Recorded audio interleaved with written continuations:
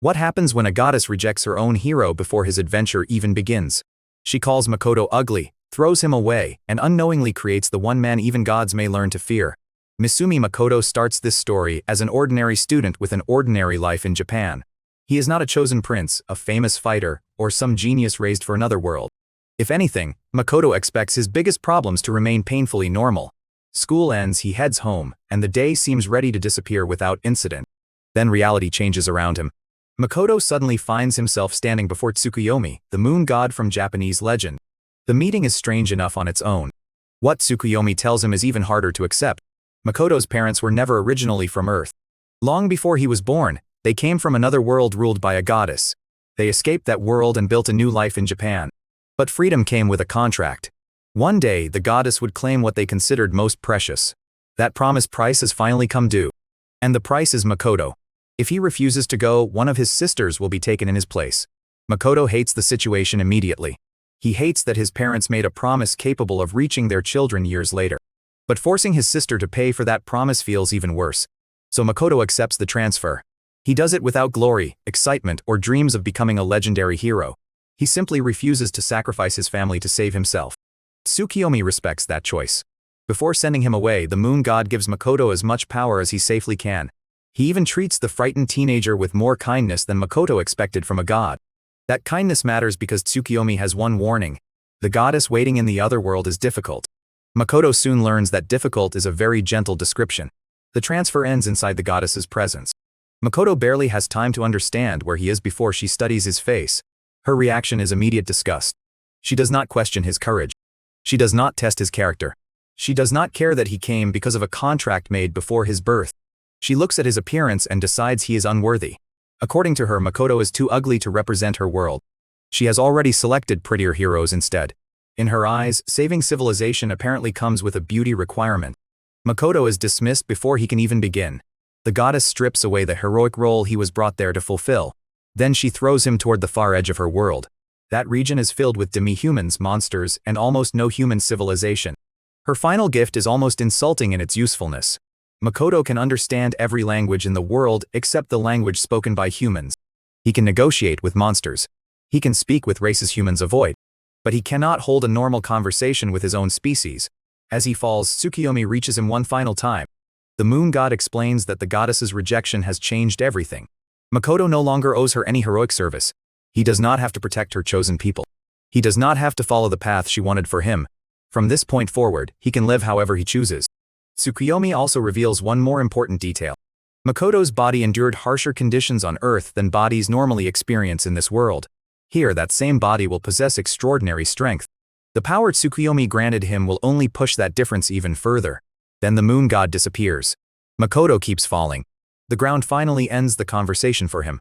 He crashes into a barren wasteland so remote that even the horizon looks empty.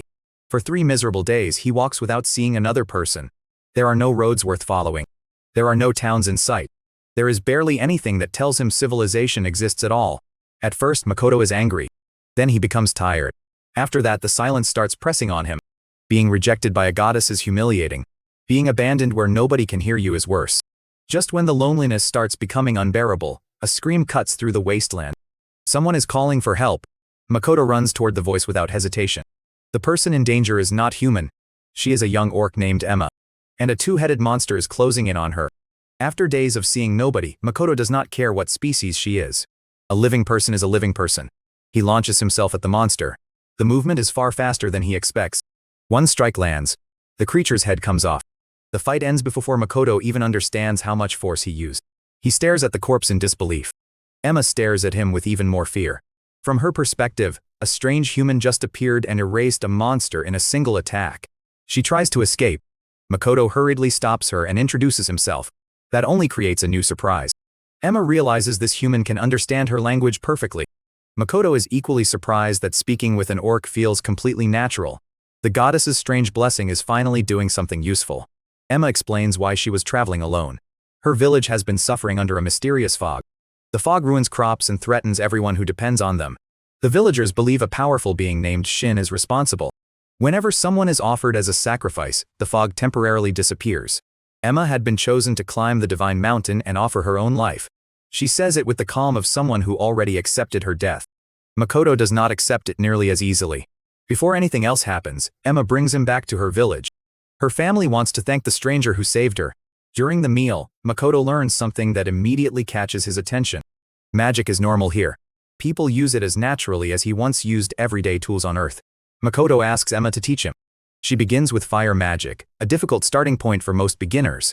Makoto listens carefully. He tries it. And the spell works almost immediately. The people watching him are stunned.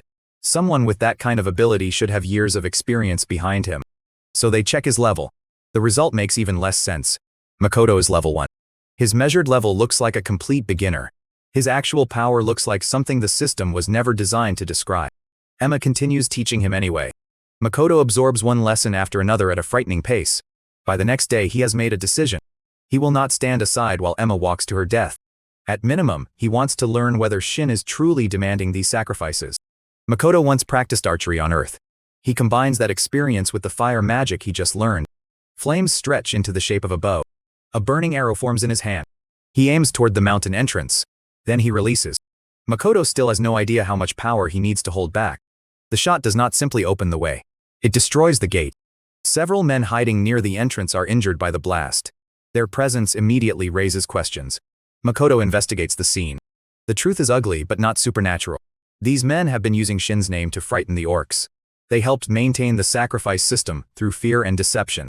Emma was preparing to die because ordinary people turned a legend into a weapon. Makoto has exposed the fraud. Unfortunately, he has also blown apart the entrance to an actual dragon's territory.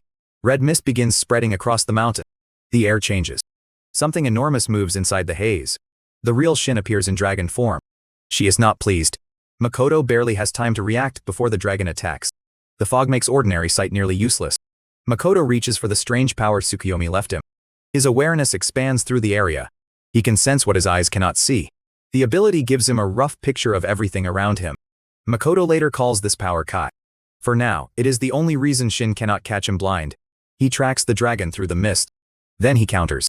Fireballs appear around Shin from multiple directions. Makoto launches them one after another. The mountain flashes with repeated explosions. Shin expected prey. Instead, she has found a level 1 teenager carrying enough mana to terrify veteran fighters. Makoto closes the distance. One punch drives the dragon into the ground. For a moment he thinks the battle may be over. That mistake nearly costs him.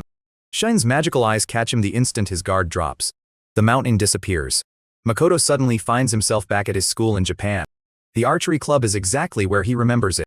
His junior Nakumi is there with him. She is the girl Makoto once liked. Then the impossible scene becomes even sweeter. Nakumi confesses her feelings. She asks Makoto to go out with her. For a few seconds the dream gives him everything he once wanted. Then his own self-doubt saves him. The confession feels too perfect. The timing makes no sense. And Makoto knows his old life did not unfold this way. He recognizes the world as an illusion. Kai answers that realization. Makoto pushes the strange power through himself. The false school begins to crack. Nakumi vanishes with it. The mountain returns. Shin sees that her illusion has failed. Makoto now understands Kai a little better. It can strengthen his body. It can spread his senses. And it can interfere with the space and power around him. He prepares to continue fighting. Shin suddenly loses interest in killing him. During the illusion, she saw pieces of Makoto's memories. Those memories contain Japan, entertainment, history, and a world unlike anything she knows. To an ancient dragon, Makoto's mind has become an endless archive of fascinating stories. Shin wants access to it. She proposes a contract instead of another round of combat. Makoto hesitates for a moment. Trusting the dragon who just trapped him inside his own memories is not an obvious choice. But the offer could also end the conflict without more destruction. He finally agrees. The ritual is supposed to create a balanced partnership. That balance collapses almost immediately. Makoto is so much stronger than the contract expects that Shin becomes the subordinate party. Her massive dragon body changes with the bond. She takes the form of a beautiful human woman. The goddess rejected Makoto for his face. Makoto has responded by accidentally turning a legendary dragon into his companion. And the adventure has barely started. The contract gives Shin more than a human appearance. It also connects Makoto to a private dimension hidden behind magical mist. Shin calls it her demiplane. Special gates can open paths into that isolated world. Makoto enters with her and expects a dark, empty wasteland. Shin expects the same thing. Neither of them is prepared for what they find. The once barren space has changed into fertile land. Vegetation stretches across the ground. Fruit grows in places that were empty before. Some of it even resembles food Makoto remembers from Earth. Shin is stunned because this transformation happened after their contract. Makoto's presence has altered the dimension itself. He uses Kai to examine the area. The demiplane is far larger than he first assumed. Land continues until distant walls of mist hide the edge. A second realization follows quickly. If Shin controls this place, the goddess may have little influence inside it. For the first time since arriving, Makoto has found somewhere that feels beyond her reach. Then he remembers why he climbed the mountain at all. Emma was supposed to die because everyone believes Shin demanded sacrifices. Shin has no idea what he is talking about. She never ordered the orcs to offer anyone. The entire ritual was built on lies and fear. Makoto heads back to correct the disaster before another person gets sent up the mountain. On the way he meets Emma again. She had rushed after him hoping to stop a hopeless fight with the dragon. Instead, she finds Makoto walking beside Shin in human form. The sight leaves her almost speechless. Makoto went to challenge a legendary monster. He returned with that monster as his contracted companion. Once the truth reaches the village, relief explodes into celebration. Emma no longer has to die. The false sacrifice system collapses. And the villagers finally understand that Shin was never their enemy. The elder wants to repay Makoto somehow. Shin suggests something far bigger than a simple reward. She offers the entire orc village a place inside the demiplane. There, the crops will not be poisoned by the mysterious fog. The goddess will have far less reach. And Makoto can watch over the people he just saved. By the next morning, the villagers are already packed.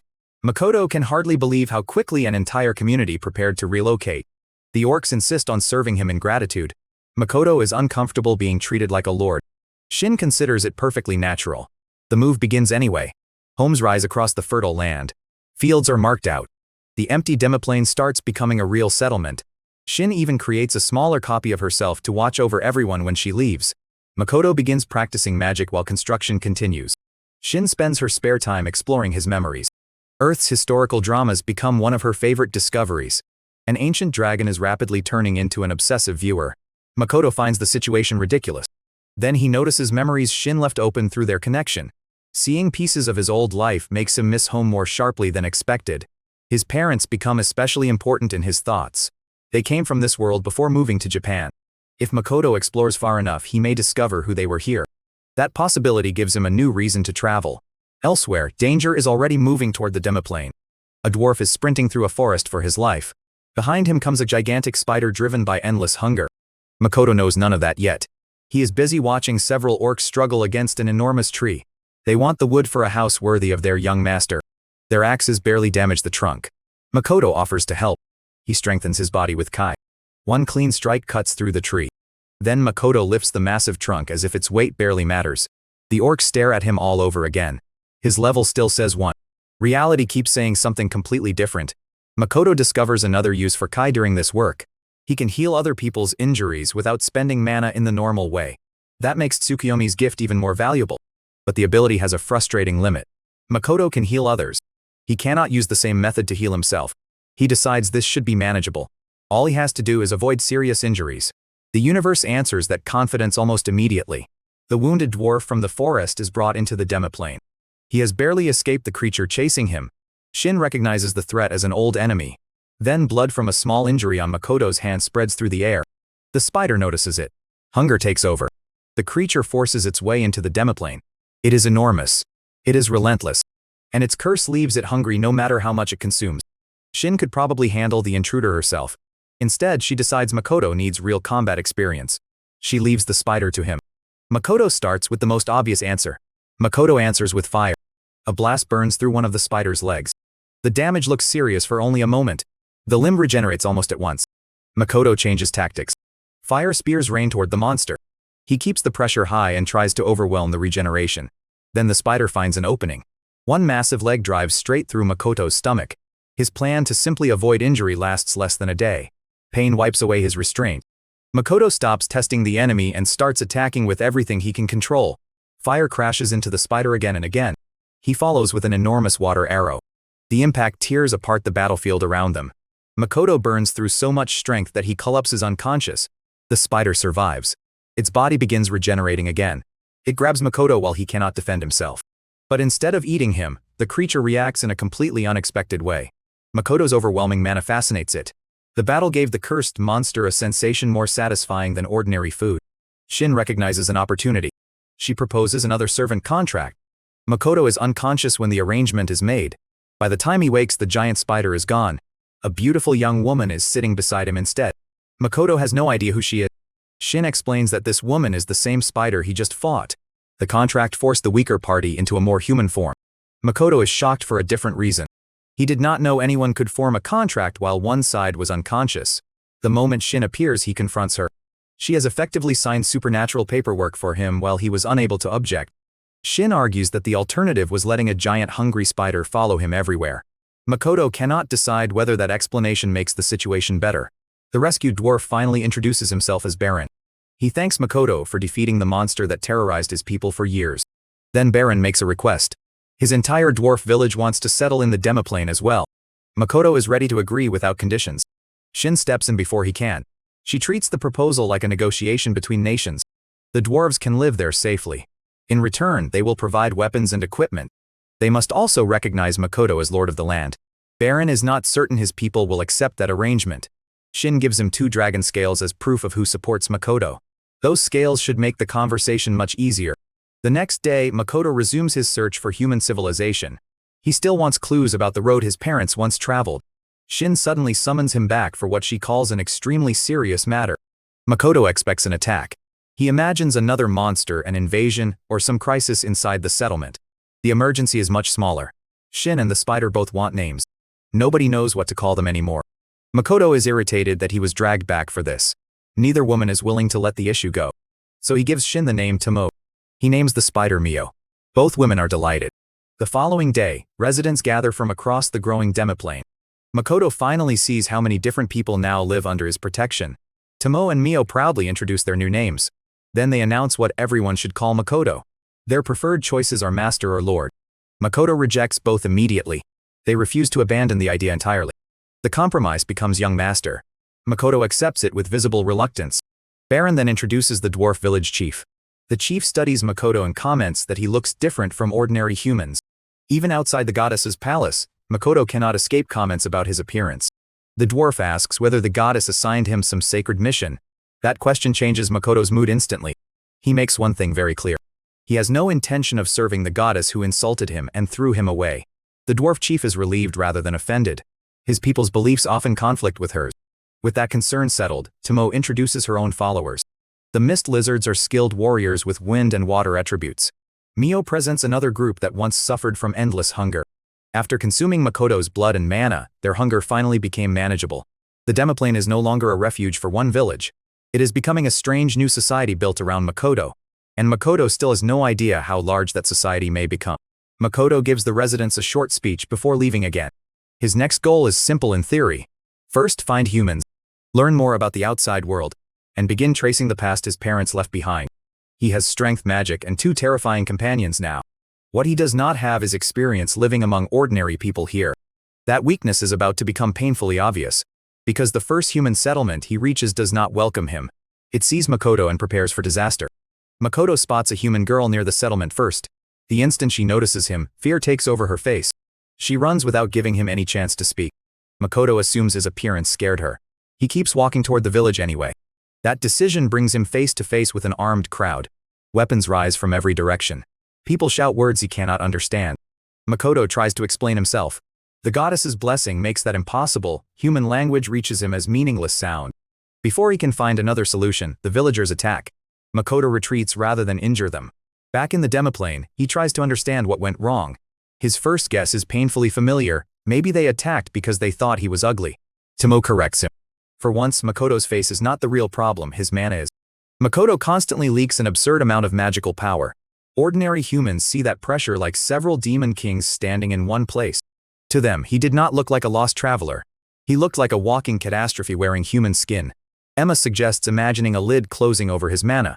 Makoto tries to suppress himself that way. The pressure drops only slightly.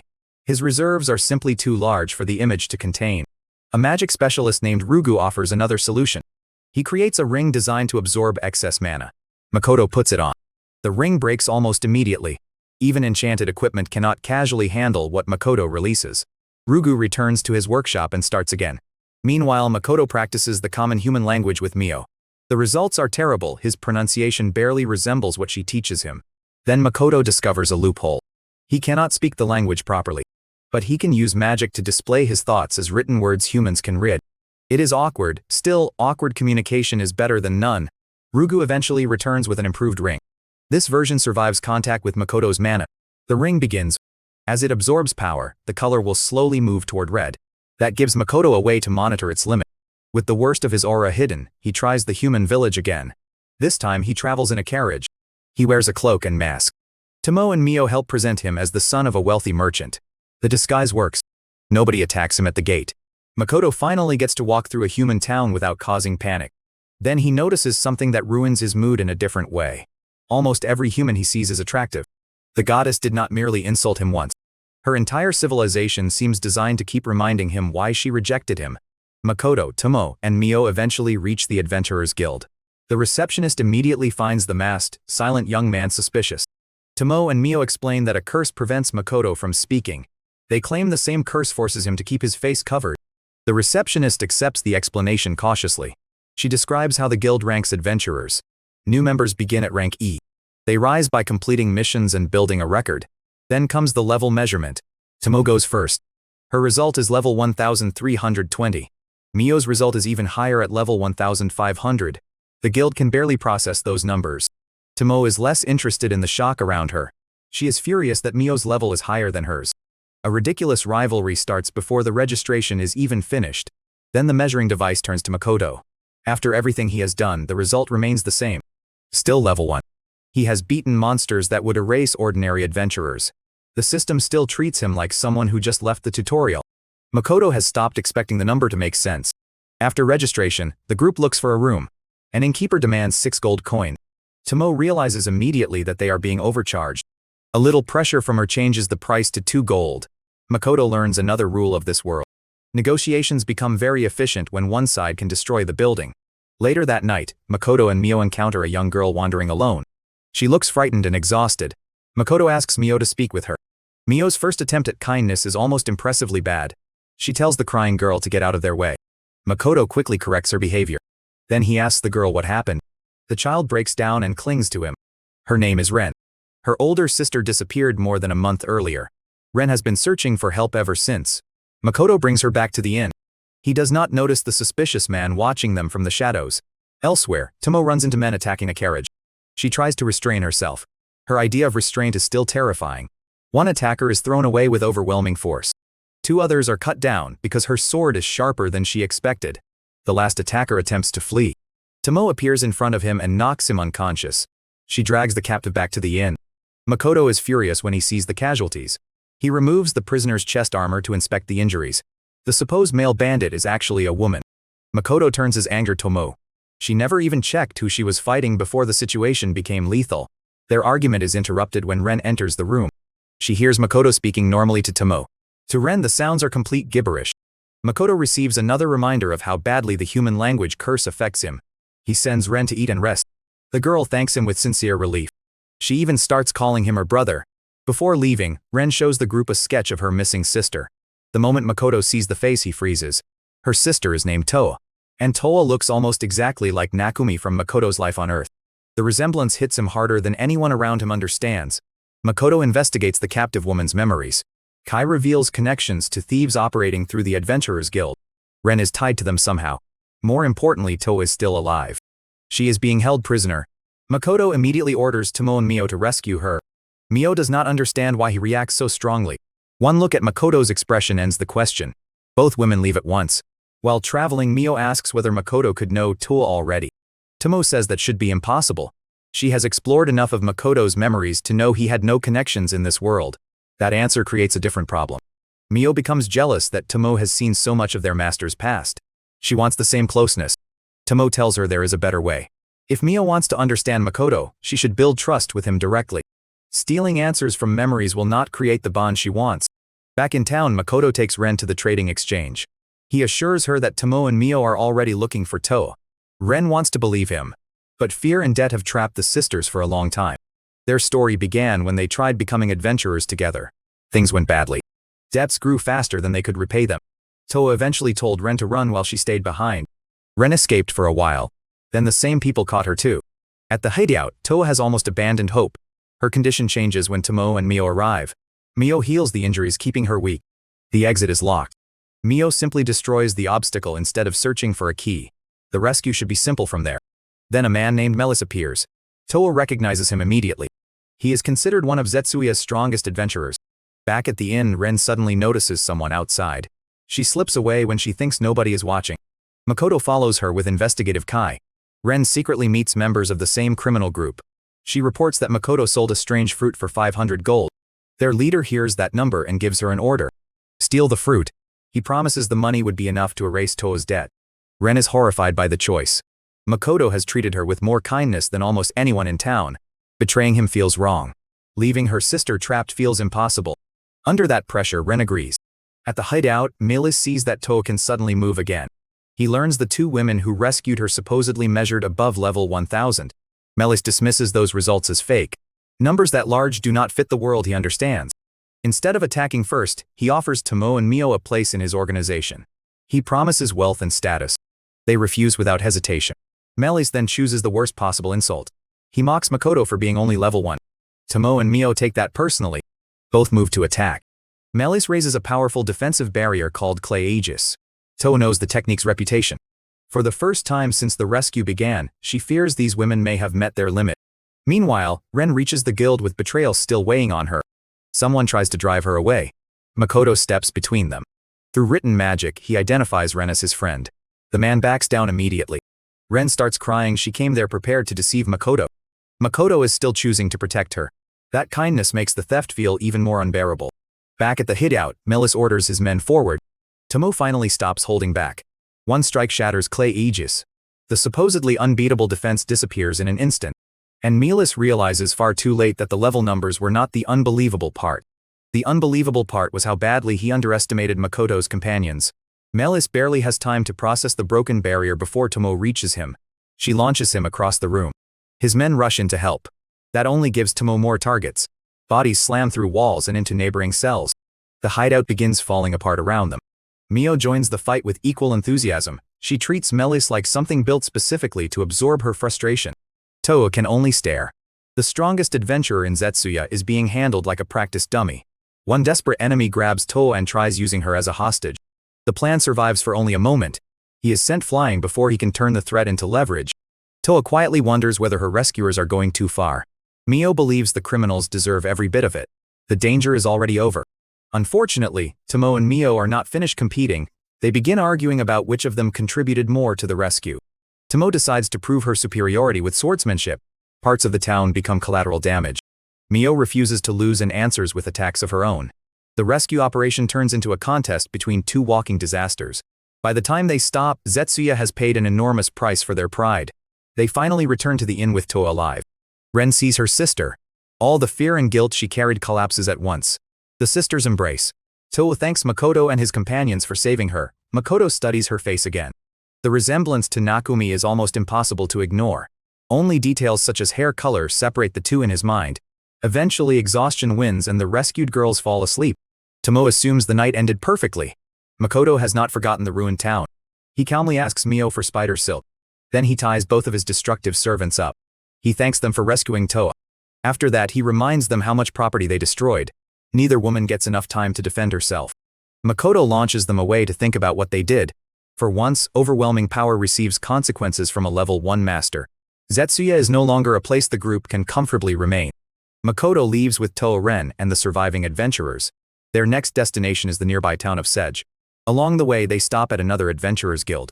The official story is simple. Monsters attacked and destroyed Zetsuya.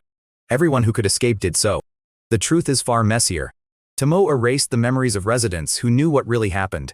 Only Toa and Ren are allowed to remember the full story. The receptionist asks whether the supposed monsters are still alive.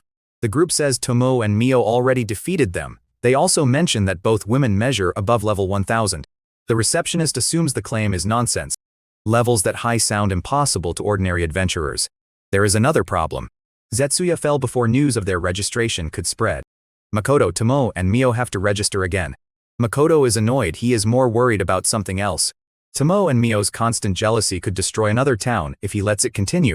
He needs space between them. Makoto tells Tomo a story about a samurai who traveled alone to sharpen her skills. The bait works immediately.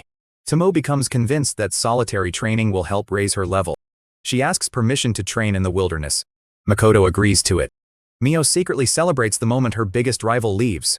The journey becomes quieter. It does not become safe. A swarm of killer bees approaches the group on the road. Makoto senses them first and asks Mio to handle the threat. Mio releases cutting wind. The swarm falls apart in seconds. The adventurers are impressed. Makoto is ready to move on. Toa stops him. The monster materials are valuable and should not be wasted. Makoto watches while the party begins harvesting the corpses. That turns out to be a mistake. Toa handles monster bodies with the calm efficiency of someone preparing ingredients. Makoto's stomach refuses to cooperate. They continue fighting smaller threats as the road stretches towards Sedge. During the journey, Makoto gives his future business an official name. The Kuzunoha Trading Company is born. Soon afterward, the group encounters a rarer kind of bee. These monsters are called ruby eyes. Their bodies contain unusually valuable materials. Makoto asks Mio to eliminate them. The adventurers immediately add a condition. Do not damage the parts that can be sold. Mio is tired of receiving instructions about how carefully she should destroy monsters. She tells Makoto to do it himself. Makoto takes out his bow. He studies the swarm. Then he aims at each weak point with calm precision. One arrow follows another. The ruby eyes drop without the valuable sections being ruined. For a brief moment, everyone simply stares at him. Then the value of the corpses becomes more important than amazement. The party rushes to collect the materials. By the time they reach Sedge, they have 12 ruby eyes. At the guild, Toa thanks Makoto for the journey. The constant combat helped her gain levels. Makoto checks his own result again. His level never changes. He remains level 1. The system continues treating every impossible victory like it never happened. While checking available missions, Makoto notices a rank S request. A trading company is searching for ruby eyes. Makoto already has 12 sitting in his inventory. The dangerous mission has become easy money. He accepts it. The group divides the materials gathered on the road. Makoto keeps the ruby eyes and a few valuable items. He gives most of the remaining loot to the others. Before separating, they exchange contact information through their adventurer cards. The cards can transmit messages and access useful information. Even this fantasy world has found a way to imitate convenient communication technology. Makoto suggests one final dinner together. The mood becomes warm enough for him to learn more about Toa's companions. Luisa fights as a gunner. Hazel specializes in alchemy. Nena serves as a priest knight. Nena looks at Makoto's level and challenges him to arm wrestling. She expects the skinny level 1 merchant to be easy to beat. Makoto crushes her hand down with almost no effort. The table receives another reminder that his level is meaningless. Then Toa brings up something more serious. She has heard disturbing rumors about the Rembrandt Trading Company. Adventurers who accept work from them sometimes end up in trouble. Makoto's rank S quest suddenly feels less simple. He checks the ruby eyes carefully before returning to his room. Mio is staying there with him. She immediately imagines the evening becoming romantic. One thought even crosses her mind. If one bed were destroyed, Makoto might have to share the other with her. Makoto destroys the fantasy by going straight to sleep. The next day brings a far more useful discovery. Makoto can now create mist gates himself. He enters the demoplane and meets Tomo's clone. Emma has also taken on a new role.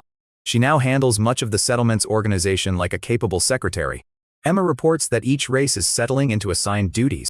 Construction has even begun on an enormous castle for Makoto. The design is based on a structure from his memories. Makoto is not sure he needs anything that grand. The residents clearly disagree. Tomo still has not returned from her training journey. Makoto wonders how she is doing. Before he can think about it for long, Baron pulls him toward the dwarf workshop. The craftsmen proudly reveal armor made specifically for their young master. Makoto has one immediate objection. He is an archer. He does not want to fight while wrapped in heavy metal from head to toe. The dwarves look devastated. Then Makoto notices a coat that actually fits his style. Rugu designed it to absorb large amounts of mana. The idea sounds useful. Rugu casually adds that the coat might absorb enough power to kill Makoto. Makoto puts it on anyway. Nothing dangerous happens. The workshop waits for disaster that never arrives. Rugu explains that the coat can change properties. One setting favors defense. Another favors mobility. Makoto tests the equipment until his mana overwhelms it. The coat finally tears apart. Even specialized gear has a limit beneath Makoto's reserves. Makoto asks for something more durable. Rugu becomes excited. He promises the next version will be strong enough to threaten Makoto's life for real. Makoto begins wondering whether his armorer is secretly trying to assassinate him. Elsewhere in the demoplane, the hungry creatures under Mio have learned a new trick. They can transform into human forms with magic. Their main work is gathering ingredients. That role suits them because poisonous materials barely affect their bodies. The following day, Makoto brings the ruby eyes to the Rembrandt Trading Company. President Patrick Rembrandt receives him with his butler Morris. At the same time, an adventurer named Lime visits the guild. Lime asks who accepted the ruby eye quest. The receptionist gives him Makoto's information. Makoto knows nothing about that interest yet. Inside the company, he maintains the same curse cover story. He communicates with Patrick through magical writing. Then he introduces himself as a level 1 rank E adventurer. Patrick's enthusiasm disappears. He assumes an inexperienced rookie accepted a mission far beyond his ability.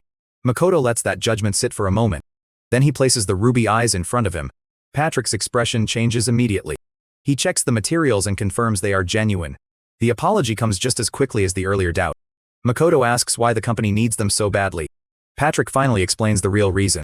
His wife and daughters are suffering under a level 8 curse. The ruby eyes are ingredients for a medicine called ambrosia. That medicine may be able to save them. Makoto sympathizes with him at once. He mentions that he knows an alchemist who could help with the preparation. Patrick says they still need more ruby eyes to produce enough medicine. Makoto quietly hands over every ruby eye he collected. For Patrick, the impossible shortage disappears in a single gesture. And Makoto's simple trade mission turns into something far more personal. Patrick and his servants are overwhelmed by Makoto's generosity. Countless adventurers failed to solve this problem. The quiet level 1 merchant just placed the missing ingredients on their desk. Patrick completes the quest paperwork and thanks him again. Then he casually mentions Makoto's upcoming Merchant Guild registration exam. Makoto freezes in place. Nobody told him there was an exam. At the Merchant Guild, the receptionist explains the process. Registration requires a written test first. A practical material gathering test comes after that. Failure carries a painful penalty. Makoto would have to wait 6 months before trying again. He refuses to risk losing half a year. So he buys an expensive study book and prepares for something difficult. The moment he opens it, his concern disappears. The feared material is basically elementary mathematics by Earth standards. The receptionist mistakes his expression for panic. She warns him again that the written test is extremely hard. Makoto sits down to take it. 5 minutes later, he is finished. His score is almost perfect. The examiner starts questioning what kind of education produced this level 1 merchant. Makoto starts questioning the education system of this world. The practical test sounds more threatening. He must randomly draw required material. Then he has 3 days to obtain something of equal or greater value.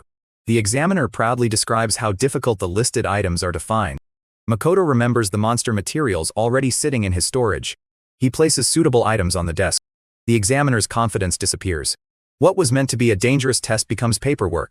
Meanwhile, Tomo's wilderness training is going very well. She defeats a gigantic crab monster with ease. Then she celebrates by eating it with the companions traveling beside her. The peaceful trip ends when a messenger from the demoplane arrives. Emma has sent urgent news. Mio entered Makoto's memory archive. Tomo's jealousy ignites instantly. She races home like someone just learned a rival unlocked her master's private diary. The moment she arrives, she demands answers. Emma explains that Mio is helping translate memories rather than secretly invading them for pleasure. Tomo is not fully satisfied. She asks whether anything happened between Mio and Makoto while she was gone. Mio changes the subject. That reaction makes her look even more suspicious. Later, Makoto visits a restaurant in Sedge. The language barrier defeats him again. He tries ordering what he thinks will be lemonade. Something completely different arrives. Makoto stares at the mystery drink and misses Earth food with surprising intensity. A few tables away, Lime watches him in secret. Other customers talk about the killer bees defeated on the road. They also discuss the enormous crab Tomo killed during training. Makoto knows none of that conversation is connected to the man observing him. After losing another battle with local cuisine, he retreats to the demoplane. Familiar fruit helps his mood. Then Tomo's clone brings him a practical problem. Food production has dropped. The weather inside the demoplane has become unpredictable. Makoto uses the discussion to raise a much bigger idea. He wants to create an artificial city hidden inside the mist. Outsiders would discover it only after becoming lost. Once inside, they could purchase rare foods and materials from the demoplane. Those goods would slowly spread through the outside world. Demand would create value. The city's mystery would create reputation. Makoto is essentially planning a secret market connected by teleportation fog. Before he can develop the idea further, an urgent telepathic message reaches him. The message claims Mio is in danger. Makoto moves immediately. A resident in human form stops him with an awkward clarification. Mio is not actually dying. While translating Makoto's memories, she discovered something she desperately wants to watch. Tomo is preventing her. Makoto arrives expecting a crisis. He finds the two women arguing over entertainment from Earth. Mio discovered anime inside his memories and became obsessed. Tomo remains devoted to historical dramas. Two beings capable of destroying armies are now fighting over television genres. Makoto listens to both sides. Then he allows them to keep watching. His only condition is simple. Stop turning entertainment into another civil war. That night produces a different problem. Their room has only 2 beds for 3 people. Makoto asks Tomo and Mio to give him one. Neither woman offers the obvious solution. Instead, both tell him to choose whose bed he wants to share. Makoto sees the trap instantly. Choosing either woman may cause the other to destroy the room. So the most powerful person there takes the worst option. He sleeps in a chair. The next morning, business becomes more important than romance. Makoto meets Hazel to discuss preparing ambrosia for Patrick's family. As they leave, Lime continues watching from a distance. He orders his companions to prepare an attack. Makoto and Hazel arrive at the Rembrandt Trading Company. Hazel is visibly nervous. The company has enough influence to ruin careers throughout the city. Morris leads them into the laboratory. He shows Hazel the ambrosia formula. Hazel is surprised by how simple the written process looks. Morris explains the real difficulty. Extracting the necessary fluid from ruby eyes is extremely delicate. Hazel begins gathering mana and reciting the required incantation. Makoto immediately becomes irritated. The spell repeatedly praises the goddess. Even medicine production forces him to listen to worship for the woman he hates. Then Makoto notices a technical problem. Hazel's method wastes power and creates instability. Makoto secretly supports the process with his own magic. He helps without revealing exactly what he is doing. While they work, Hazel asks why ruby eyes are used at all. Morris explains that true ambrosia flowers are incredibly rare. Ruby eyes feed on those flowers. Their bodies retain some of the same medicinal properties. That answer gives Makoto a new business idea. If he can obtain real ambrosia flowers, perhaps the Demiplane can cultivate them. The flowers could become a signature product for Kuzunoha Trading Company. Hazel completes the first bottle successfully. Morris immediately carries it to Patrick. Makoto and Hazel continue working. They manage to produce 2 more bottles. For the first time in a long while, Patrick's family has a real chance to recover. Then the laboratory door slams open. Morris returns in a panic. Hazel is startled badly enough to drop one of the bottles. Makoto catches it before it hits the floor. Thousands of gold worth of medicine survives by inches. Morris rushes them to Patrick. Patrick is covered in fresh injuries. He tried giving the medicine to his wife. The moment he approached her, she attacked him violently. Several guards had to restrain her. Patrick says she never reacted that before. Hazel realizes the behavior is not a normal symptom. Someone added another effect to the level 8 curse. That effect specifically prevents the victim from accepting treatment. Whoever created this curse wanted to make recovery almost impossible. Patrick explains how the nightmare started. His wife first showed nothing worse than a mild fever. Instead of recovering, her mind slowly deteriorated. Patrick believed this medicine would finally end the suffering. Now even that hope seems poisoned. He breaks down. Makoto refuses to watch him surrender. He asks to be taken directly to Patrick's wife. His plan is physical rather than magical. Makoto will restrain her long enough for Patrick to administer the medicine. Patrick doubts a level 1 adventurer can hold her safely. Hazel reminds him who collected the ruby eyes. That level 1 adventurer personally killed the monsters everyone else feared. Inside the room, Makoto uses the scent of ambrosia as bait. Patrick's wife rushes toward him. Makoto catches her movement. A judo technique takes her to the ground without killing her. He locks her in place. Patrick forces the medicine into her mouth. Everyone waits in silence. Then the curse begins to disappear. The violent pressure leaves her body. Her mind returns. Patrick breaks down again, this time from relief. The remaining medicine goes to his daughters. Both girls are cured as well. A family that had been collapsing for months is finally reunited. Patrick thanks Makoto repeatedly. He also gives thanks to the goddess. That part immediately ruins Makoto's mood. As far as he is concerned, the goddess contributed nothing except humiliation and trouble. With the family safe, Makoto leaves Hazel behind to continue refining medicine. Tomo and Mio are waiting outside. The peaceful reunion lasts only a few seconds. Lime and his group launch their ambush. Makoto avoids the first attacks. Tomo and Mio deliberately take several hits to measure the attackers. The result is almost embarrassing. The strikes do nothing to them. Lime mistakes survival for bargaining power. He offers Tomo and Mio positions in his group. Tomo refuses immediately. Mio asks how much he will pay. Lime offers 10 gold. Mio announces that she will stay out of the fight. Tomo looks ready to explode at the apparent betrayal. Mio is only pretending. Makoto warned both servants not to repeat the destruction of Zetsuya. He wants this conflict contained. Makoto asks Tomo to handle the attackers. This time, she defeats them without demolishing the neighborhood. For Tomo, that qualifies as impressive restraint. Lime finally understands how badly the ambush failed. And with nowhere left to run, he begins begging for mercy. Makoto does not answer the plea immediately. Tomo looks into Lime's memories before judgment is passed. What she finds changes the meaning of the entire attack. Tomo's memory search confirms that Lime is not lying about everything. He admits that he placed the curse on Patrick's family. But Lime believed it was only meant to put them into a harmless sleep. Months earlier, a mysterious man approached him with a convincing story. He claimed the Rembrandt Company had ruined opportunities for ordinary adventurers. A temporary curse, he said, would force Patrick to reconsider his behavior. Lime accepted the plan without understanding the real spell. The curse was far more dangerous than he had been told. Makoto is furious, but Tomo confirms the manipulation in Lime's memories. Makoto lets him live. Mio still remembers the 10 gold agreement. Since she technically stayed out of the fight, she collects every coin Lime has. A few days later, Lime apologizes directly to Patrick. Patrick accepts the apology but restricts Lime's future work as an adventurer. Lime says he does not plan to remain anyway. Tomo later finds him outside the orphanage where he grew up. She gives him a replacement sword sent by Makoto. Lime explains that anger over someone from the orphanage helped make him easy to manipulate. Tomo sees potential in him and offers a new role. Lime can become her informant. In return, she will help protect the orphanage. Lime accepts the offer. His first useful information creates another concern. He overhears Patrick and Morris discussing Makoto's future trading company. They worry that Kuzunoha could become troublesome for them. Tomo does not act yet, but she remembers the conversation. Back in the demoplane, Emma reports a completely different problem. The resident warriors are losing confidence. Training against Makoto, Tomo, and Mio is destroying their sense of progress. They cannot properly measure improvement against opponents they can barely touch. Makoto investigates with Mio and Emma. The orcs admit that sparring with the 3 monsters at the top feels hopeless. Tomo hears the same complaint from the mist lizards. Makoto notices another weakness beneath the morale problem. Each race guards its combat techniques instead of sharing them. He believes that secrecy is slowing everyone down. So the strongest orc and mist lizard face each other in a serious match.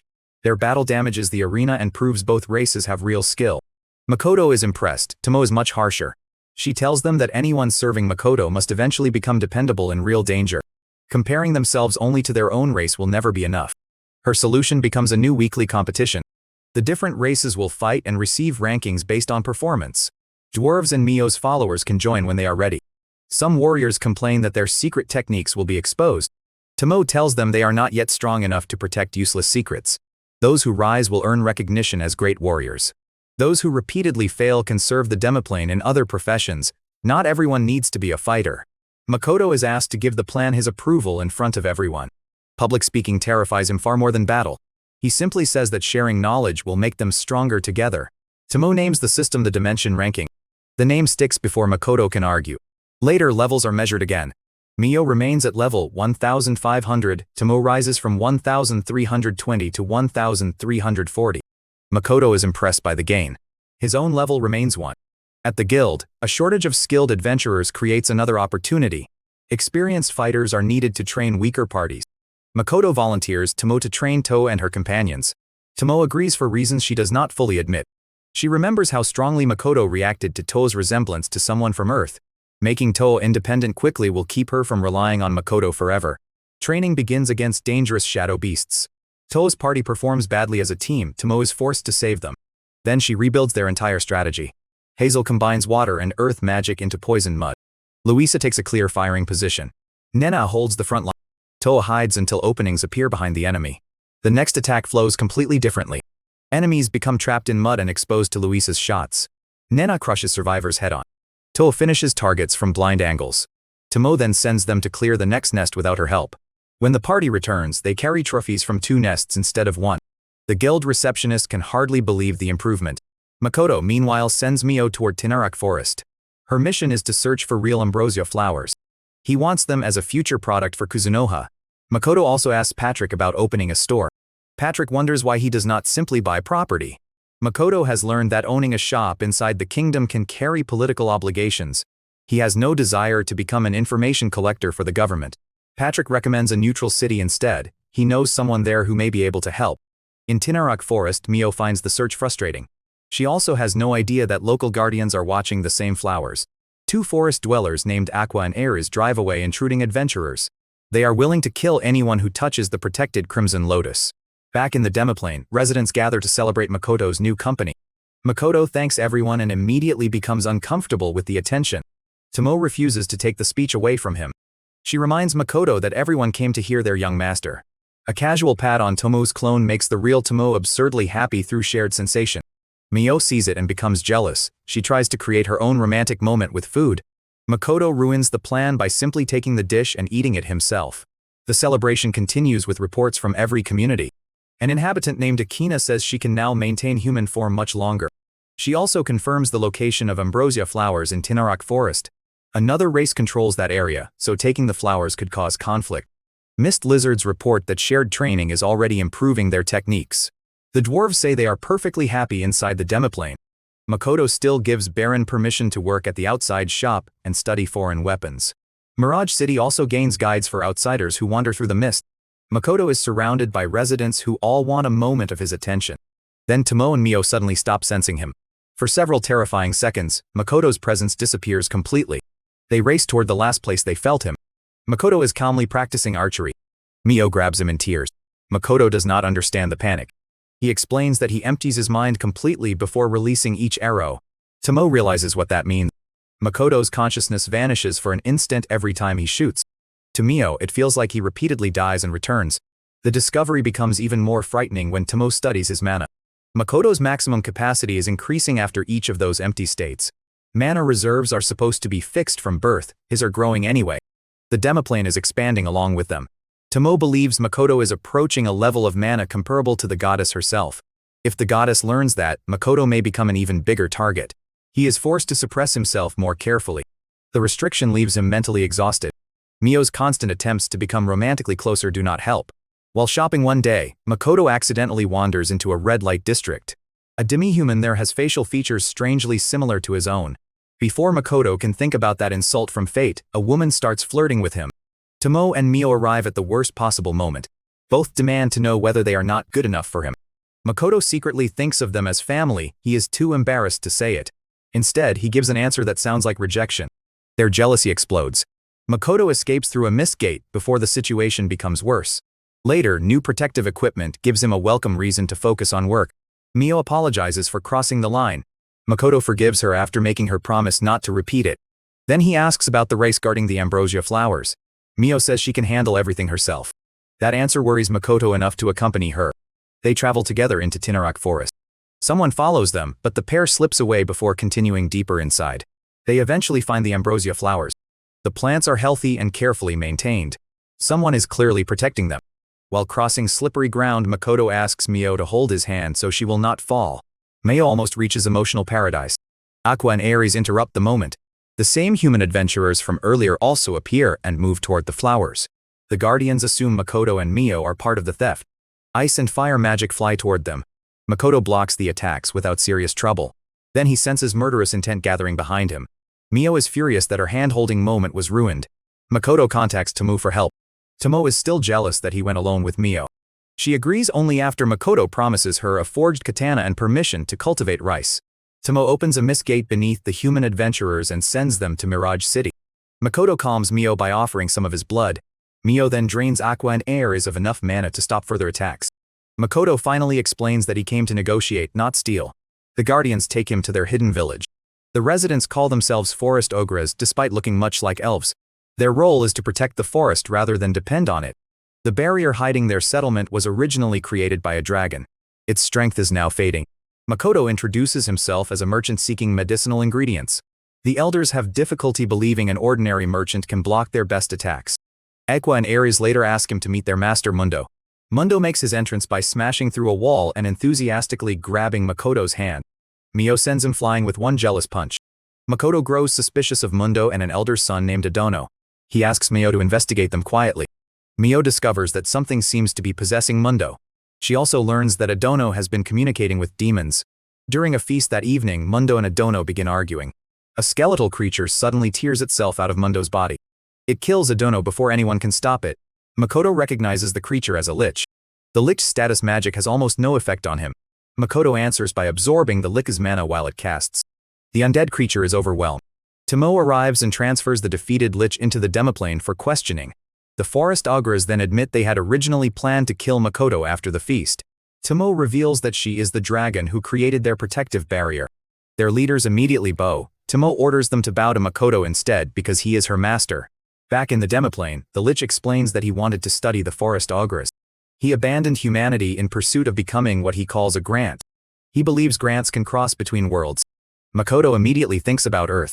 Tomo explains that Grant is not a special race.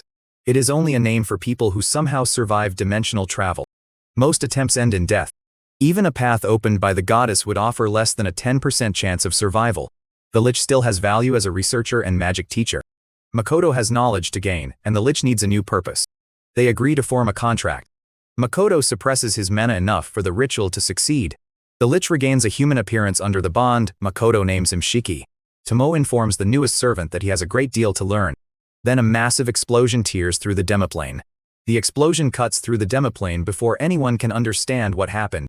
Tomo suddenly collapses and apologizes through the pain. She knows something connected to her power has gone terribly wrong. Makoto orders Mio to stop Tomo's bleeding while he runs toward the blast. Shiki tries to follow him. His new human body fails beneath him before he gets far. Instead of wasting mana forcing himself forward, Shiki stays behind to treat the wounded. Makoto sees immediately that the former Lich is an excellent healer. The closer Makoto gets to the explosion site, the worse the injuries become.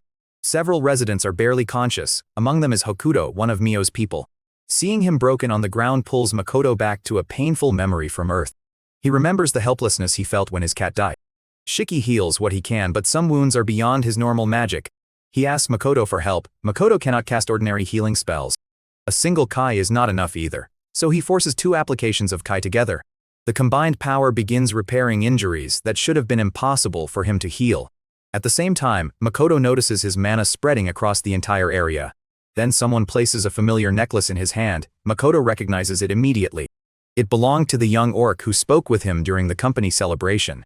His stomach drops before anyone explains why. At the center of the disaster, unstable mist gates flicker in and out of existence. Through them, Makoto senses traces of Tomo's clone, the young orc, and several adventurers. One presence disappears, then another. Makoto remembers what Mio said about consciousness vanishing at death. The horrible meaning becomes impossible to ignore. The truth emerges piece by piece. The woman Makoto met in the red light district had targeted him from the beginning. She and her companions entered Mirage City as ordinary visitors. Then they stole valuable weapons and other items. The young orc and several residents caught them while they were escaping. The thieves panicked. One stolen bag was thrown aside during the struggle. Inside that bag was one of Makoto's mana-absorbing rings. The ring had been storing an enormous amount of his power. Tomo's clone tried to protect everyone with a water barrier. The explosion tore straight through it. Residents nearby were killed. The blast also twisted the mist gates around the area. The woman escaped through one unstable gate back to Sedge. She believes she survived, then mist begins gathering around her. Makoto steps through without his mask. There is no embarrassment on his face this time. There is only grief held inside absolute anger. The woman recognizes him and immediately mocks his appearance. Makoto does not react to the insult. He only thinks about the people who died because he failed to control what entered his city. The woman boasts that she is a level 96 hunter. Makoto no longer cares about levels. He takes out a traditional orc weapon. She attacks first. Makoto cuts off both of her hands before she can stop him. He knocks her to the ground. For the first time, his overwhelming strength is not played for comedy. It is the weapon of a ruler passing judgment in rage. The woman begs him to stay away. Makoto tells her that her voice only makes the anger worse. Then he deliberately kills another human being for the first time in his life. Silence follows. Tears start falling from Makoto's eyes. He does not know whether he is crying for the life he just took. He does not know whether he is crying for the people who died in the explosion. Maybe the answer is both. The next day, Makoto holds a traditional orc funeral for the dead. He stands in front of everyone and pretends he is composed. Inside, the loss has changed something. Later, he tells Tomo exactly what he did. He admits that he saw the woman's memories and chose to kill her. Tomo is not horrified. She believes Makoto finally acted as the true ruler of the demiplane. Someone murdered his people. Makoto personally delivered the punishment. That explanation does not settle his mind. Makoto worries that his contracts are changing his personality. Shiki rejects that theory. Servants cannot simply transfer their personalities into their master. Tomo offers another explanation for Makoto's strange abilities. His bonds may allow him to access powers belonging to people contracted to him. That is probably how he used Mio's dark magic against the Lich. Shiki says strong trust can make those borrowed abilities appear during emergencies. Mio immediately turns the explanation into a competition with Tomo. Makoto does not join their argument. The funeral has made the cost of carelessness impossible to ignore. He changes Mirage City's rules at once. Emma is ordered to build stronger protective walls. Areas used by children and weaker residents receive special protection. The dwarves create stricter warehouse procedures. Dangerous waste must be removed quickly. Unstable equipment must be stored with far more care. Makoto later meets the dead orc's parents. He apologizes for failing to protect their son. One of the boy's friends answers him with painful loyalty. Makoto once saved their entire village. Many of them would willingly risk their lives for their young master. That devotion does not comfort Makoto, it gives him a heavier responsibility. He promises himself that the same kind of tragedy will not happen again. Soon afterward, Patrick gives him information about Rotsgard Academy. The academy sits inside a neutral city that could also suit Kuzunoha's business plans. Patrick shows him a map of the world. Makoto notices something strange about its geography. The shape reminds him of Japan. The connection to his parents becomes even more interesting. Before leaving, Makoto decides to correct one lie. He tells Patrick and Morris that the curse story was fake. Then he removes his mask. Both men are surprised by his appearance. Patrick tells him their relationship has not changed. He remembers loving his wife and daughters even when the curse distorted their bodies. To Patrick, appearance does not determine a person's worth. Makoto appreciates the message despite the awkward comparison. When Tomo and Mio hear about the journey, they expect to come with him. Makoto chooses Shiki instead. Shiki once lived as a human researcher and understands outside society better than they do. He is also less likely to destroy a town over a misunderstanding. Makoto admits that the Mirage City tragedy exposed his ignorance. He had avoided learning politics because he wanted a simple life. Now he understands that ignorance can get people killed. He wants to study the world properly while investigating his parents' past. Before departing, he leaves Tomo memories of swordsmanship from Earth. He gives Mio memories involving firearms. Both servants receive enough inspiration to become even more dangerous. Makoto and Shiki prepare to leave for Rotsgard. Then the goddess interferes again. Her voice reaches Makoto without warning. Space twists around him. He is forcibly teleported away before the journey can properly begin. The new location is a battlefield. Two powerful figures attack the instant he appears. One is Sophia, the other is Lancer. Makoto barely avoids the first killing blow. Another strike slices several fingers from his hand. The academy trip has turned into war within seconds. Makoto realizes the goddess placed him here deliberately. Humans and demons are already fighting across the region. Sophia and Lancer have sided with the demon forces. Makoto's sudden presence is interfering with their advance. Sophia studies him and doubts someone who looks like a demi-human could be the goddess's hero. Even here, Makoto's face becomes part of the insult. He has no time to care. Sophia attacks again. Makoto combines barriers with strengthening Kai. Her force still breaks through enough to keep him under pressure. Blood from his severed fingers refuses to stop. He wraps bowstring around the wound to slow it. Lancer tells Sophia to eliminate him quickly. Makoto considers escaping through a missed gate. Then both enemies prove they can follow him toward the demiplane. Bringing them home would put every resident in danger. Makoto abandons the escape and chooses to fight outside. A rapid barrage forces Sophia and Lancer to defend. Makoto hides his presence with concealing Kai and tries to move away. Crystal walls rise around him before he can escape. He creates barriers beneath his feet and smashes through the crystal prison. Sophia notices an important weakness. Makoto has incredible power but limited real combat experience. Lancer assumes divine protection is keeping him alive. Sophia puts on a ring designed to cancel a goddess's blessing. Makoto almost laughs at the idea. The goddess has never protected him in the first place. During the exchange, Makoto finally understands who his enemies are. Sophia is the infamous dragon slayer. Lancer is an actual dragon. Makoto tells them he is only a merchant with no interest in their war.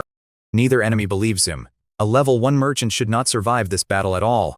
Talking has failed. Makoto stops suppressing himself. He removes the rings that have been absorbing his mana. Strengthening Kai floods through his body.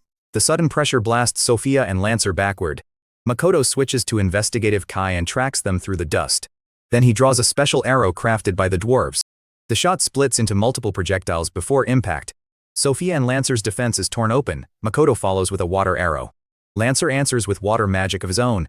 As a dragon, he expects to dominate his own element. Makoto's affinity is stronger. Lancer is frozen by the clash. Sophia uses that moment to attack Makoto's neck. He avoids decapitation by the narrowest margin. Her next strike meets one of Makoto's arrows. The arrow survives. Sophia's sword breaks. Even in a death battle, Makoto has a second to appreciate the dwarves' craftsmanship. Sophia suddenly grabs him. Lancer fills the sky with crystals. The crystals let Sophia change position again and again. She carries Makoto higher with every transfer. Then Sophia returns safely to the ground and leaves him falling from the sky. She expects gravity to finish the job. Makoto fires into the crystals while falling. Fireballs shatter them above the battlefield. Burning fragments rain over both human and demon forces. Makoto has lost the ability to keep the war separate from his own survival. He draws on the mana stored inside his rings. An enormous water arrow forms in the sky. The scale of the spell silences people across the battlefield. Makoto releases it. A massive pillar of water crashes downward. The surrounding land freezes beneath the impact. Then Makoto disappears. Sophia and Lancer survive the devastation. They assume Makoto probably died inside his own attack. Sophia promises to kill him personally if he ever returns. Makoto is already far beyond her sight. When he wakes, Tomo and Mio are sleeping beside him. His missing fingers have somehow been restored. The worst injuries from the battle are gone. Makoto tells everyone what the goddess did. Shiki quickly reaches the obvious conclusion. She teleported Makoto into the war because his power was useful to her side. Mio is furious enough to challenge heaven itself. Makoto stops the anger from controlling the next decision. He also blames his own complacency. Too many easy victories made him believe raw mana could solve everything. Sophia and Lancer proved that power without efficient control can fail under pressure. Makoto decides to continue toward Rotsgard with Shiki.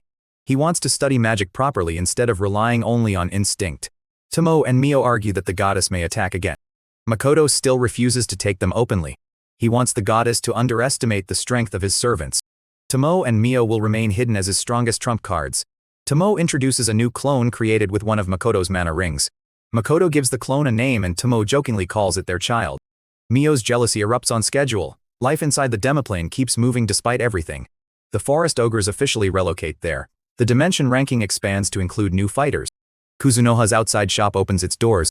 Baron repairs a customer's damaged blades so perfectly that everyone notices the craftsmanship. Mio demonstrates the edge a little too enthusiastically and cuts the customer's cheek. Ares heals the injury before the demonstration becomes another disaster. Even Patrick is impressed by the strange workers and exceptional products. Makoto also learns the true scale of the battlefield damage he caused. His attacks struck humans and demons alike. Other heroes chosen by the goddess were somewhere in that war as well. Makoto wonders whether their paths will eventually cross. For now, he refuses to chase that question.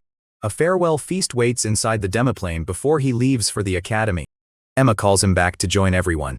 Makoto looks across the settlement that did not exist when he first arrived. Orcs, dwarves, mist lizards, forest ogres, and many others now call this place home. Kuzunoha has become a real company. The empty land has become a community. People who once feared for survival now call Makoto their young master. He remembers the goddess looking at his face and deciding his story was worthless. That rejection did not destroy his future. It freed him from the future she wanted to control. Makoto has made terrible mistakes, and some of them carried a price he can never erase. But he has also learned that strength means more than winning fights. It means accepting responsibility for the people who trust that strength. It means learning after failure instead of hiding from it. It means choosing his own place in a world that tried to discard him. Tomo and Mio start arguing again somewhere behind him. Makoto's peaceful expression disappears for a moment. Some problems, apparently, no amount of mana can solve.